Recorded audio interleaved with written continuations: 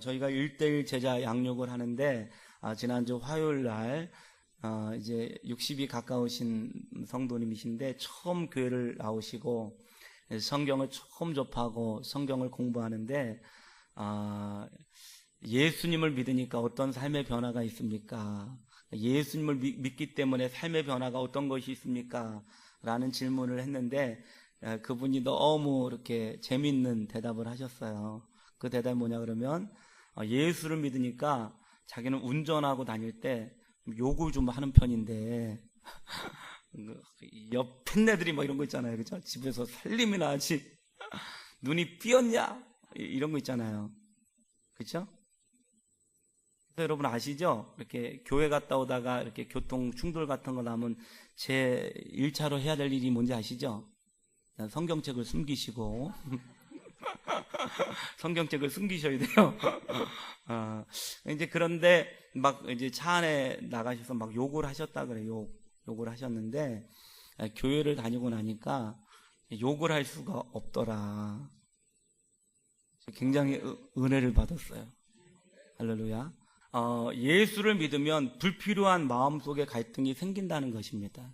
예수를 믿기 전까지는 막 욕을 하든지 막 성질을 내든지 아니면 막 못되게 살아가도 별로 마음속에 갈등이 없는데, 예수를 믿어요. 예수님 믿어서 예수님을 마음속에 영접하면 성경의 표현에 의하면 죽었던 우리 영이 살아남으로, 이 영이라는 게 있는데 이 영이 양심의 기능이고 하나님 편에서 하나님과 교제하는 그런 기간인데, 이 영이 살아남으로 양심이 이제 살아나기 때문에 어떤 일상을 살아갈 때 갈등이 생긴다는 것입니다. 욕을 해놓고도 이러면 안 되는데, 성질을 내놓고도 이러면 안 되는데 내가 왜 이러는 줄 몰라 막 이러면서 자기 자신을 자책하면서 마음속에 갈등이 있기 시작한다는 것입니다. 로마서 7장에 보니까 바울 사도를 중심으로 하는 예수를 믿는 사람들 가운데 갈등이 존재했다는 것입니다. 그래서 우리가 지난주 이 18절부터 24절의 고백이 과연 예수 안 믿는 사람들의 마음속의 갈등이냐, 아니면 예수 믿는 사람들의 마음속의 갈등이냐, 이것들이 신학적으로 이슈가 돼서 많은 시간들 흘러왔는데, 결론은 예수 믿는 사람들의 마음속에 갈등이 있다는 것입니다. 물론 예수님께서 우리의 모든 죄를 짊어지시고 십자가에 못 박혀 죽으시고 더 이상 우리는 율법의 정죄를 받지 아니하고 믿음으로써 의롭게 되어지지만, 이 의로움이라고 하는 것은 우리 존재와 상태의 변화가 아닌 주님께서 우리를 그렇게 칭해 주시는 법적인 변화고 어떤 위치의 변화이기 때문에 우리에는 여전히 이 죄의 모습이 존재할 수 있다는 것입니다. 그래서 18절에 보니까 내 속군 내 육신에 선한 것이 거하지 아니하는 줄을 아노니 원함은 내게 있으나 선을 행하는 것은 없노라. 그러니까 예수 믿는 사람들 가운데 선이 없는데 마음속에 원함은 있다는 것입니다. 여러분이 오늘 예수를 정말로 잘 믿고 있으면 완벽한 생애를 살아가거나 도덕적으로 정말로 퍼펙트한 그런 삶을 살지는 못하지만 최소한 마음속에서 내가 신앙생활 더 열심히 해야 되는데, 시간을 내서 1:1을 해야 되는데, 전도해야 되는데, 내가 이거 성질을 좀 고쳐야 되는데, 이런 마음속에 갈등이 있다고 한다면 이게 여러분 역설적이게도 우리의 믿음과 영이 살아있는 것들을 반증하게 된다는 것입니다. 20절에 보니까 만일 내가 원하지 아니하는 바 그것을 하면 이를 행하는 자는 내가 아니요 내 속에 거하는 죄니라. 그러니까 사람의 마음속에 하나님의 법대로 살고 싶은 선한 마음도 있지만 이 죄를 짓고 싶은 이 죄악의 마음도 있다는 것입니다. 21절에 그러므로 내가 한 법을 깨달았노니 곧 선을 행하기 원하는 나에게 악이 함께 있는 것이로다. 인간의 마음속에 선을 행하고 싶은, 착하게 살고 거룩하게 살고 진실하게 살고 또 가능하면 용서하고 살고 싶고 이런 마음이 있는가 하면, 인간의 마음속에는 또 반대 마음이 있는 것들을 볼 수가 있습니다. 어떤 분이 저에게 그런 고백을 해요. 목사님, 저는 다 이해가 됩니다. 뭐요? 그랬더니 돈 벌면 이렇게 막 결국 막 여자를 남자들이 생각하는 거 아니겠습니까? 돈 벌면 죄악스럽게 살고 싶은 그런 마음을 이해는 합니다.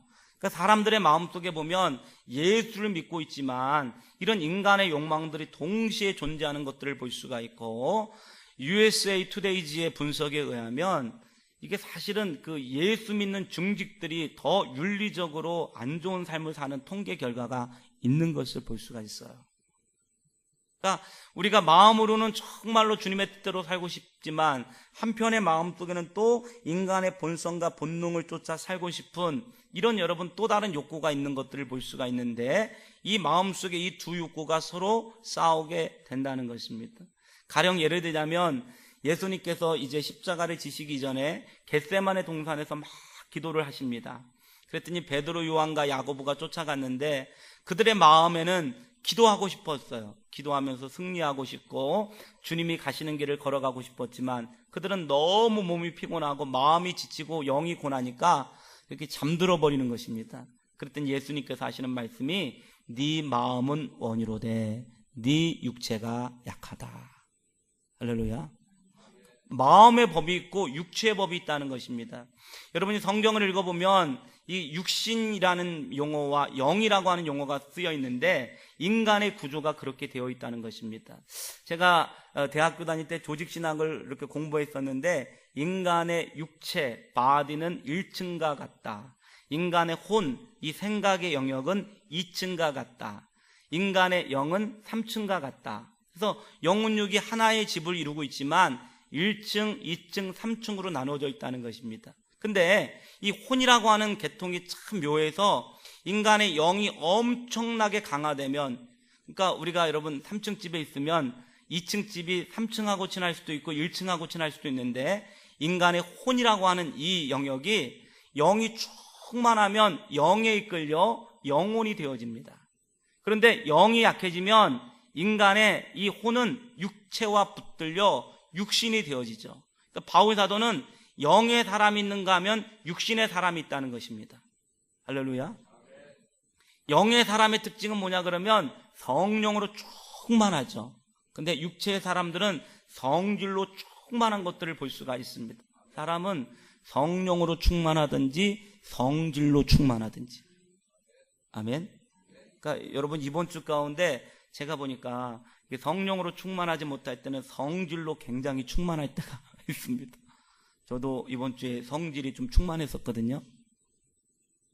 아직 사람이 들이대서 성도들에게 들키기도 하고 그랬는데 성질로 충만하니까 막 소화가 안 되고 머리가 아프고 그렇더라고요.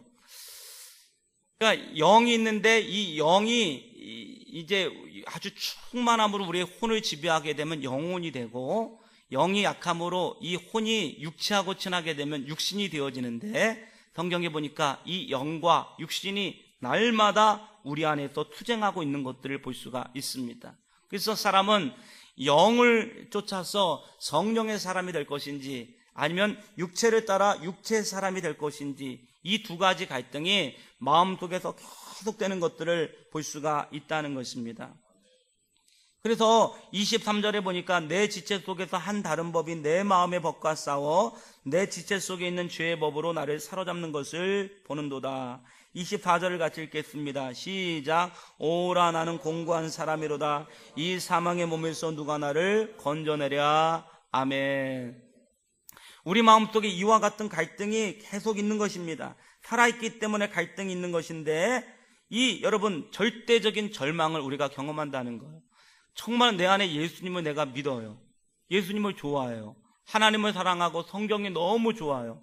그러니까 이렇게 기도하고 예배 드릴 때는 나 가서 착하게 살아야지, 남편한테 잘해줘야지, 오늘부터는 내가 욕도 안 해야지, 이런 마음들을 먹고 살아가는데, 인생으로 돌아가 여러분 살아가다 보면 당장 여러분 운전대를 붙들고 탁 저기 사거리에서 좌회전을 탁 하고 가는데 어떤 아줌마가 깍 끼어들어 봐요.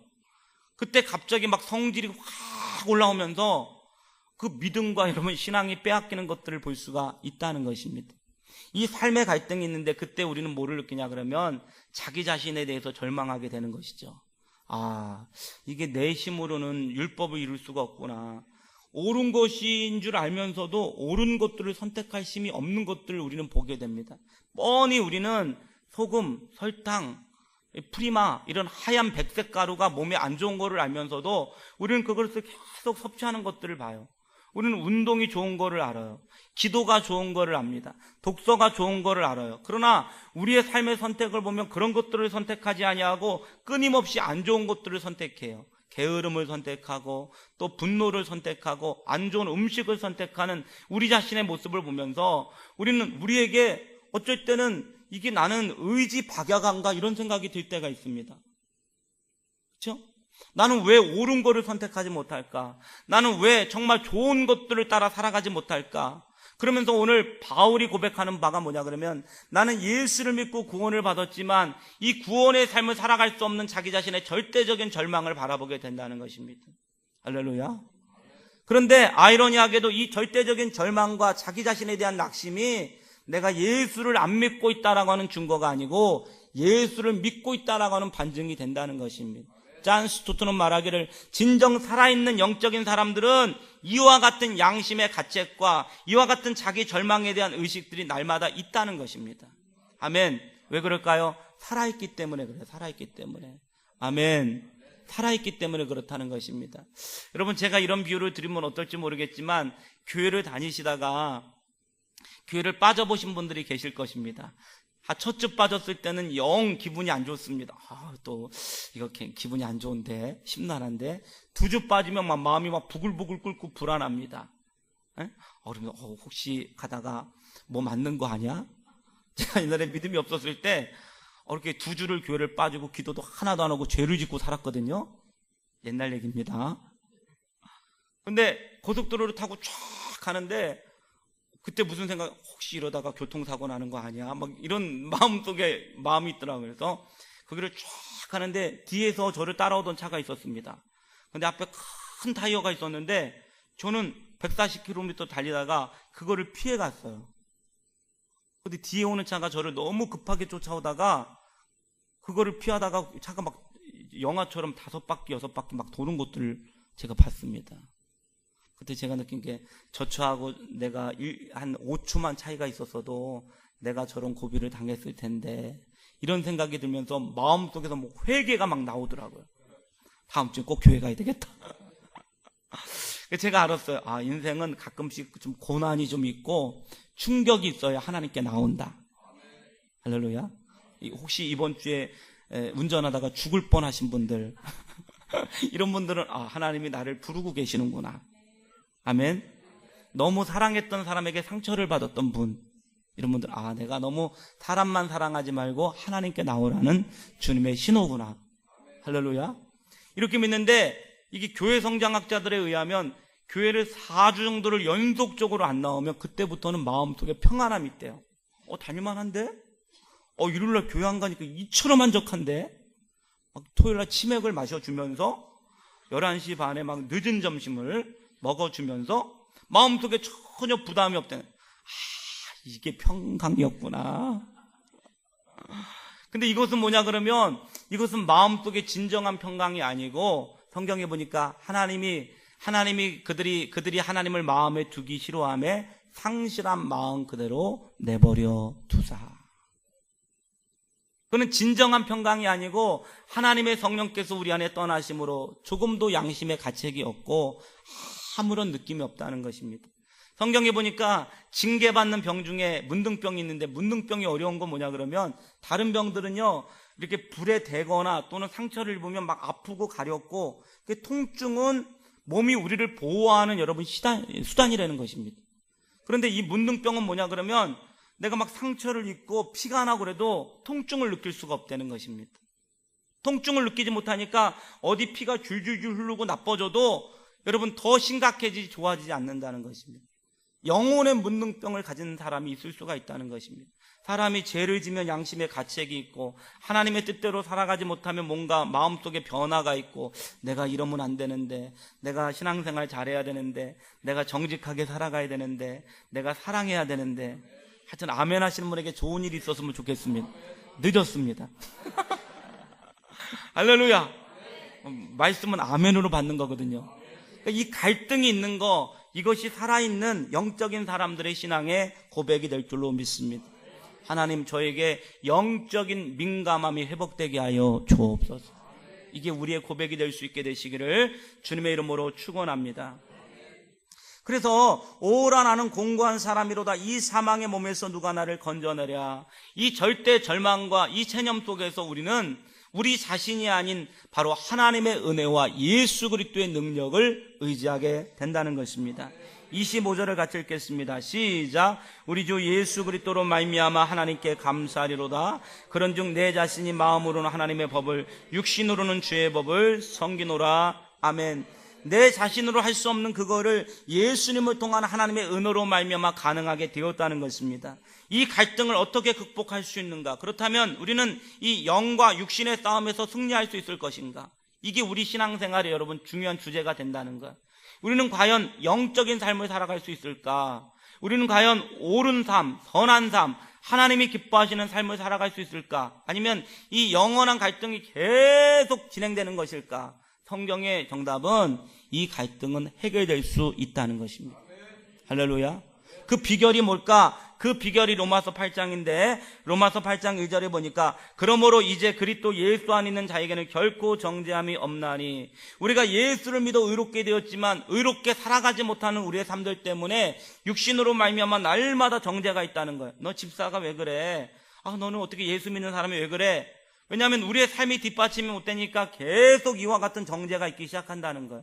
어쩌면 여기 계시는 분들은 내가 예수를 믿어 천국에 갈 수는 있지만 예수다운 삶을 살지 못하기 때문에 마음속에 정죄가 계속 있고 양심의 가책이 있고 이렇게 믿을 바에는 차라리 안 다니고 말아야지, 이런 포기와 낙심을 하는 분들 계실 수가 있다는 것입니다. 그런데 그거를 극복하고 해결할 방법이 있다는 것입니다. 2절을 같이 읽겠습니다. 시작. 이는 그리스도 예수 안에 있는 생명의 성령의 법이 죄와 사망의 법에서 너를 해방하였음이라. 아멘. 육체를 이길 수 없는 그런 우리의 존재인데 여기 보니까 예수 그리스도 안에 있는 생명의 성령의 법이 죄와 사망의 법에서 너를 해방하였습니다.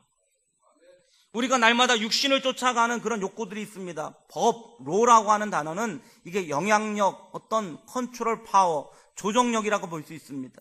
우리가 이 육체를 따라 살아가는 어떤 영향력 속에서 자꾸 거기에 실패하고 살아가는 존재가 있는가 하면 오늘 보니까 여기서 우리를 자유케 하고 해방케 하는 생명의 성령의 법이 있다라고 말씀하고 있습니다. 할렐루야. 나의 힘으로는 내가 죄와 사망에서 벗어날 수 없는데 오늘 성령께서 우리 안에 임하시게 되어지면 우리가 이 죄와 사망에서 극복할 수 있다는 것입니다. 그래서 여러분 이 로마서 8장을 나눌 때 로마서 8장 5절로 13절을 성령이 우리를 육신을 굴복하게 만든다는 것입니다. 여러분 성령님을 아십니까? 성령님? 우리가 죽었던 우리 영이 살아나게 되어지면 예수님은 여러분 이 땅에 계시다가 40일 만에 여러분 하늘로 올라가십니다. 육신으로 계셨던 예수님께서 하늘로 올라가시면서 많은 제자들이 막 당황합니다. 예수님이 올라가시면 우리는 어떻게 삽니까? 그때 예수님이 하시는 말씀이 내가 가는 것이 너에게 유익하다. 나는 너에게 첫 번째 보혜사로 왔지만 내가 너에게 두 번째 보혜사를 보내줄 텐데 그분이 바로 보혜사 성령님이시다. 성령님이 오시면 그 성령님이 예수를 믿는 모든 사람들의 마음속에 임재하시고 그 성령님의 이름이 파라클레이토스인데 우리와 함께 하시는 분이라는 뜻입니다. 성령의 뜻이 헬퍼인데 돕는 분이라는 뜻입니다. 성령님은 긴급 출동조가 되시고 변호사가 되시고 대리인이 되시고 우리 인생의 동반자가 되신다는 것. 여러분 우리 영 속에 예수님을 믿으면 성령님이 임재해 주신다. 할렐루야. 이 성령님이 우리의 모든 인생과 신앙생활을 도우시고 함께하여 주시고 우리가 여러분 이 영적인 싸움에서 승리할 수 있도록 도와주신다. 제가 알았어요. 제가 탁구를 한번 쳐봤거든요. 탁구를 쳐봤는데 탁구할 때 여러분 복식을 쳐보시면 복식에서 이기는 방법은 옆에 있는 파트너가 잘하면 복식을 이길 수 있습니다. 할렐루야. 왜냐하면 파트너가 너무 잘하면 그 사람이 서브를 못 받아요. 아멘. 제가 아는 게 우리가 우리의 힘을 가지고는 원수마귀 대적을 이길 수가 없고 육신을 이길 수가 없는데 우리 안에 거하시는 성령님과 편을 먹으면 우리가 육신을 이기고 죄악을 이기고 세상을 이기게 될 줄로 믿습니다. 성령이 우리 영 속에 임재하시는데 이 성령님께서 인격적인 성령님이시기 때문에 이 성령께서 우리 영 속에 거하시면서 우리 영을 지배하시는 것입니다. 여러분 사람이 겉으로 볼 때는 키가 큰 사람, 키가 작은 사람, 그리고 여러분 겉으로 볼 때는 뚱뚱한 사람, 뚱뚱하지 않은 사람이 있습니다. 그런데 옛날에 프란시스 헌터라고 하는 목사님은 등치가 굉장히 컸습니다.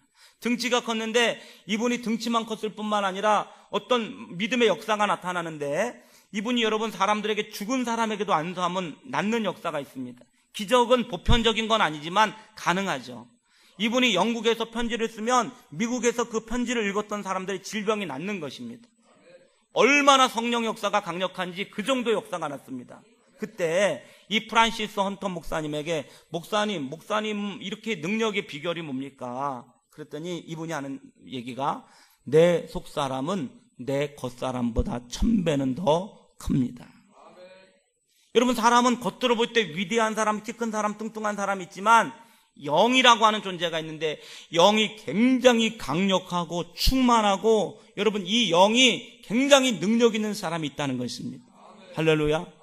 그 영성의 개발이라고 하는 얘기는 뭐냐 그러면, 제자훈련 영성 개발이라고 하는 뜻은 뭐냐 그러면, 육체 연습도 약간 이게 능력 있지 않습니까? 사람이 똑같은 사람도 계속 몸을 연습하고 단련하면 훌륭한 사람이 될 수 있어요.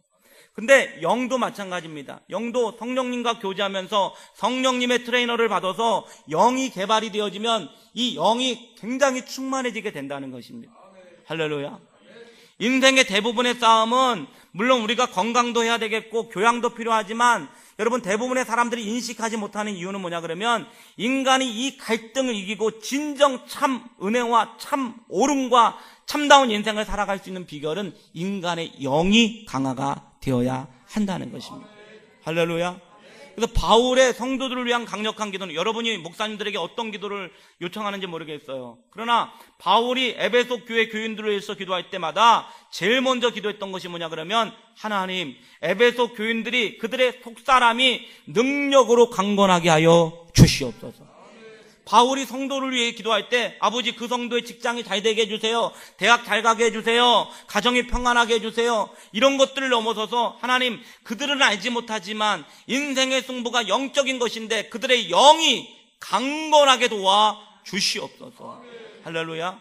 그렇기 때문에 여러분 교회 오셔도 영이 강건한 사람이 있고 영이 약한 사람이 있다는 것입니다. 이거는 교회를 20년 다녔는지 30년 다녔는지 이거는 관계가 없습니다. 영이 강한 사람이 있고 영이 약한 사람이 있다. 할렐루야.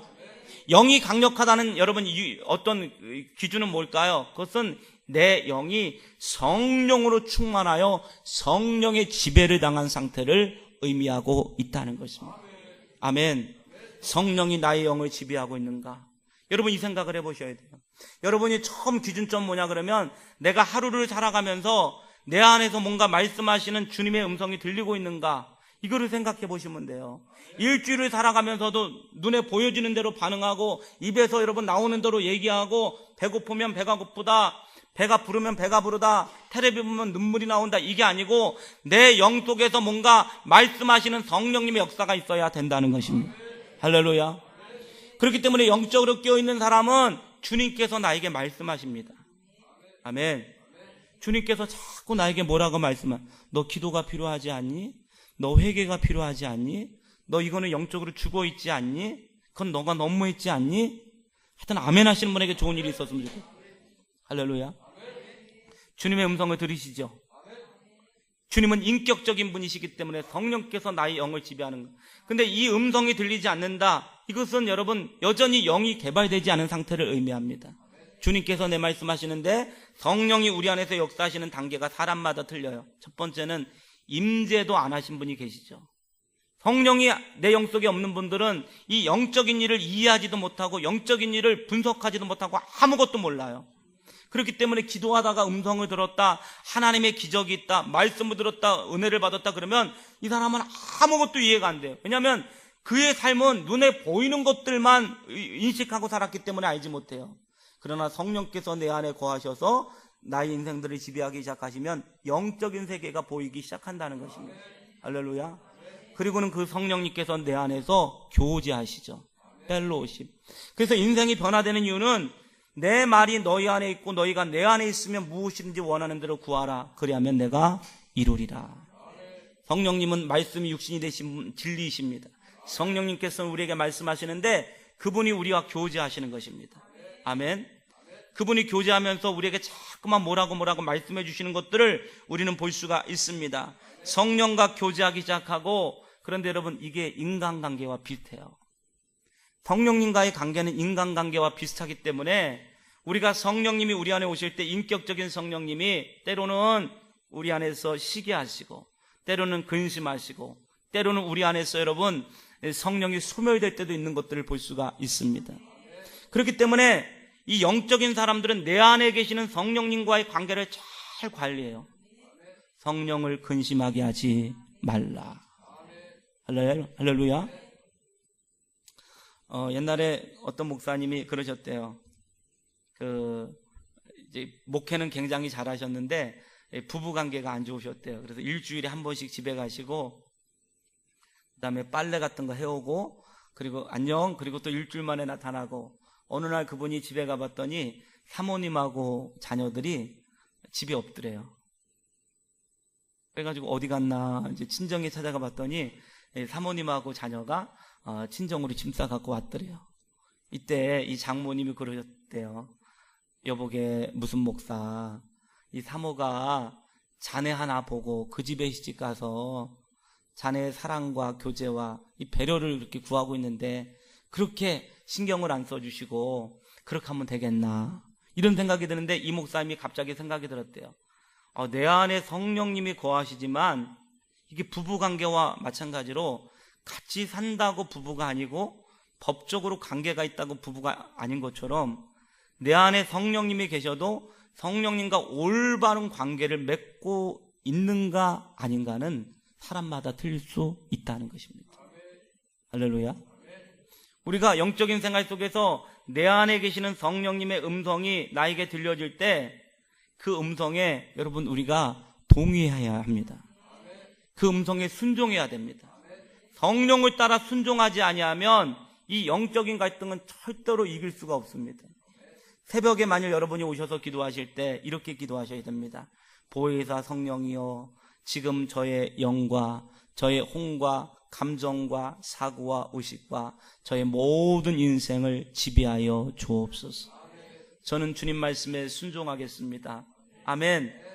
여러분, 주님 말씀에 순종하고 그분의 음성을 듣고 하나를 순종하고 두 개를 순종하고 세 개를 순종하면 점점점 영이 강화되게 돼 있습니다. 할렐루야. 점점 성령님의 음성을 따라 하나 순종하고 두 개 순종하고 세 개 순종하면 영적으로 강화가 되고 점점점 육신의 요구를 이루지 않을 수가 있다는 것입니다.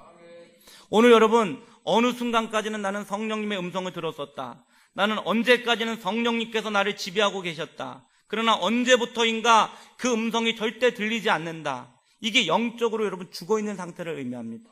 성경은 너희 첫사랑이 어디에서 떨어졌는지를 생각하여 그곳에 가서 그거를 회복하라고 말씀하고 있다는 것입니다. 여러분 마음속에 나에게 성령님께서 마지막으로 하셨던 음성이 어디 있는지 이거를 기억해내실 필요가 있습니다. 할렐루야. 성령이 나에게 근심하시는 거, 나에게 성령께서 지금 못마땅해 하시는 거, 이것들을 생각하시면서 그것들을 하나님 앞에 회개하고 주님 회개합니다. 주님 뜻대로 살겠습니다. 할렐루야.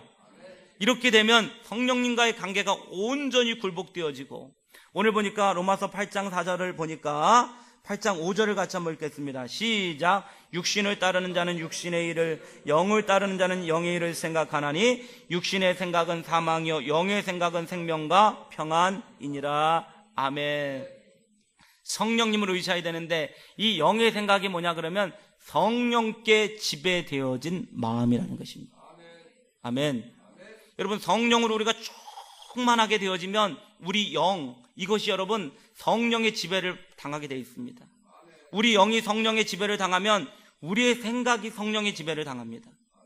그래서 여러분 마틴 노이드 존주의 성령론이라는 책에 보면 인간이 성령으로 충만할 때 어떤 변화가 일어나는가, 그럴 때 인간의 모든 지정, 의와 육신이 활성화되고 각성된다는 것입니다. 여러분 어떤 사람들은 성령 받으면 교회에서만 강한 사람이 있습니다. 제가 방언을 흉내내서 죄송합니다. 특정인을 의식하는 건 아닙니다. 이것도 특정인을 의식하는 건 그냥 제가 흉내내다 보니까 저도 좀 약어졌어요. 하도 피드백이 많아서. 우리가 생각했던 어떤 이런 신령한 어떤 증상들, 신비로운 증상들, 이걸 얘기하는데, 성령으로 충만하게 되어지면 성령이 우리 영을 지배하는데 영이 혼을 지배하게 됩니다. 성령이 우리 영을 지배하고 그 성령으로 지배되어진 우리 영이 우리 혼을 지배하게 됩니다. 성령이 부정적일까요? 성령은 부정적이지 않습니다. 성령이 열받으실까요? 열받지 않습니다. 성령이 근심하실까요? 근심하지 않습니다. 성령이 욕하실까요? 욕하지 않습니다. 성령이 우리 영을 지배하면 그 성령의 진리가, 성령의 영이 우리의 혼을 지배하게 되는 것입니다. 할렐루야. 성령이 우리 영을 지배하고 우리 영이 우리의 혼을 지배합니다. 근데 성령은 말씀이시기 때문에 항상 기뻐하라. 우리의 감정이 늘 기쁨과 충만한 가운데 있는 것입니다.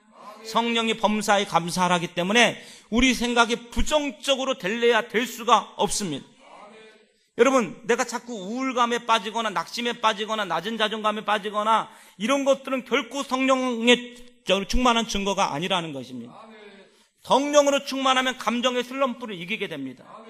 성령으로 충만하면 낙심되고 있는 나를 보면서 왜 그래 도대체, 성령으로, 할렐루야, 이거를 알게 된다는 것입니다. 인간의 존재는 영이 혼을 지배하고 혼이 육을 지배해야 됩니다. 그런데 인생에 자꾸 실패감을 살아가는 사람들의 특징은 육신이 혼을 지배하고 혼이 영을 억압하기 때문에 인생의 변화가 없다는 거예요. 대부분의 사람들은 육신의 지배를 당하는 거예요. 새벽에 일어나야 되는데 일어나지 못하잖아요. 독서해야 되는데 독서하지 못하잖아요. 식욕을 절제하지 못하지 않습니까? 마음대로 되는 게 딱 한 가지가 있는데, 첫 번째는 리모컨은 내 마음대로 되는 거예요. 리모컨, 스마트폰, 카드 내 마음대로 되니까 리모컨, 스마트폰, 카드를 통해서 자기 자신이 누릴 수 없는 자유를 누리게 되는데, 누리면 누릴수록 허무해진다는 거예요. 그렇지 않습니까? 리모컨을 왜 지배하고 싶어요? 여러분이 스마트폰을 왜 지배하고 싶어요? 왜 카드를 가지고 백화점에서 막 긁고 싶어요? 그것은 여러분의 인생이 여러분 인생대로 안 되기 때문에 그래요. 인간의 이 지배 욕구가 내 인생인데 내 마음대로 안 되잖아요. 할렐루야. 이때 우리는 이 고백을, 오라 공고한 사람이로다. 60, 70을 살아도 내가, 내 몸이 내 마음대로 안 되는구나. 이게 나의 연약한 모습이구나. 나의 실패구나. 나의 부족이구나. 하나님 죄인입니다. 방법이 뭐가 있을까요? 아, 이거는 거꾸로 가야 되는구나. 내 영속에 성령님이 거하시는데 그 성령님이 나의 온 인생을 지배할 수 있도록 그분을 존중하고 그분을 교제하고 그분이 나의 온 인생을 여러분 주장할 수 있도록 그분에게 인생의 주권을 맡겨드려야 되겠구나. 할렐루야. 예수님께서 말씀하세요. 영이 강화되려고 그러면 기도해야 된다고. 여러분이 방언기도 하시는 분들은 방언기도를 1시간, 2시간 해보십시오. 체력이 강화됩니다. 할렐루야. 영이 강화돼요. 말씀을 읽어보십시오. 영이 강화됩니다. 아멘. 영이 약한 사람과 영이 강한 사람이 있는데 저와 여러분이 영이 강한 분들이 되시기를 주님의 이름으로 축원합니다.